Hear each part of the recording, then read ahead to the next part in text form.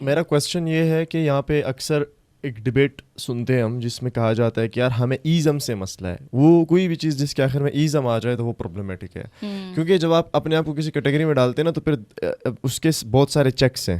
آپ نے وہ سارے چیک کرنے ہوتے ہیں کہ یار میں کیا اس پہ پورا اتر رہا ہوں نہیں اتر رہا ہوں. تو مثال کے طور پہ ایک مرد ہے, اس کے گھر میں خواتین کو تعلیم بھی حاصل ہے, جائیداد میں پورا حصہ بھی مل رہا ہے, ان کو فریڈم ہے بہت ساری چیزوں کو لے کر. تو کیا اس مرد کو یہ لازمی کو اپنے آپ کو فیمنسٹ کہے, یا وہ بھی کہے کہ یار میں تو اپوز کرتا ہوں فیمنزم کو. میں نے لٹرلی اربن کلاس میں سے لوگ پائے جاتے ہیں, یہ میں ہائپوتھیٹکلی نہیں کہہ رہا. تو ایسے مرد پائے جاتے ہیں کہ وہ کہتے ہیں ہمیں ایزم سے مسئلہ ہے, ہمیں یہ ٹرمینالوجی سے مسئلہ ہے, ہمارے گھر میں تو ایسے نہیں ہوتا. تو اس کے بارے میں کیا کہیں گے آپ؟ میں نے پہلے بھی ہم ویسے ہی جو لائٹر نوٹ پہ بات کر رہے تھے کہ ازم سے مسئلہ اگر کوئی یہ لائن یوز کرتا ہے تو مجھے لگتا ہے وہ ایک بہت انٹلیکچوئل مائنڈ ہوگا جو اس کو سمجھے کہ ازم کیا ہے. پشاور میں ایک بار پریس کلب پہ نا ایک ایونٹ ہو رہا تھا, اور کوئی حکومت کا بندہ اس سے سوالات ہو رہے تھے نا, تو ایک شاعر کے ہاتھ میں مائک گیا. شاعر نے مائک اٹھا کے کہا دیکھیں جی یہ جو ہم انٹلیکچوئلز ہیں ہمارا کیا ہوگا. تو he was literally calling himself an intellectual.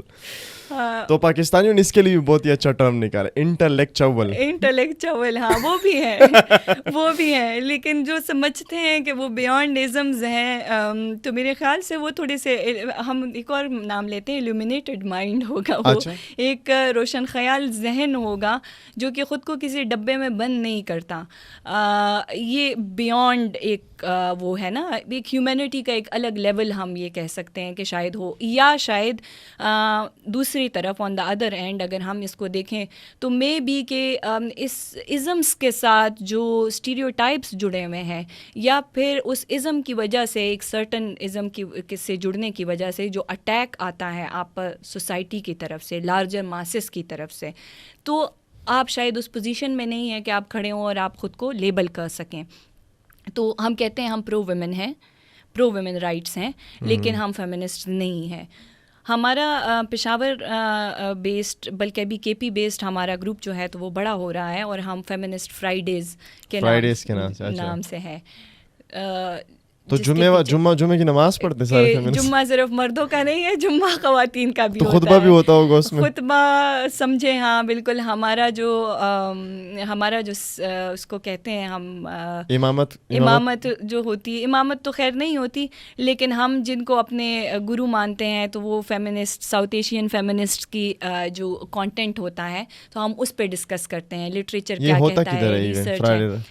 مختلف جگہوں پہ, پارکس میں, ہم پبلک اسپیسز میں بھی اپنی گیدرنگ کرتے ہیں. ہم یہ بھی کرتے ہیں کبھی کبھی آؤٹ اسٹیشن چلے جاتے ہیں.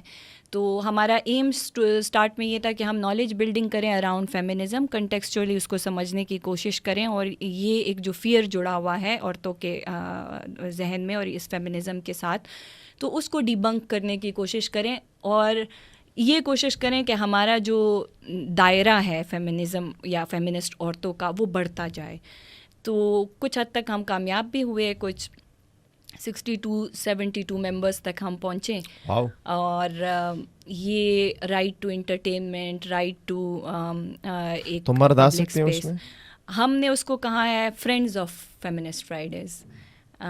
جو مرد ہیں تو وہاں پہ کسی بڑے سرکل میں, جیسے ہم نے آسما جہانگیر کا ریفرنس رکھا تھا, تو وہ ایک